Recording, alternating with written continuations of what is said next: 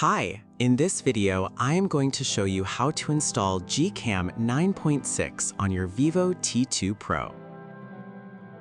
Step 1. Tap the first link in the description to open the article. Step 2. Scroll to the download section and download the GCam APK file. Step 3. Follow the How to Install guide for step-by-step instructions. A video guide is also available.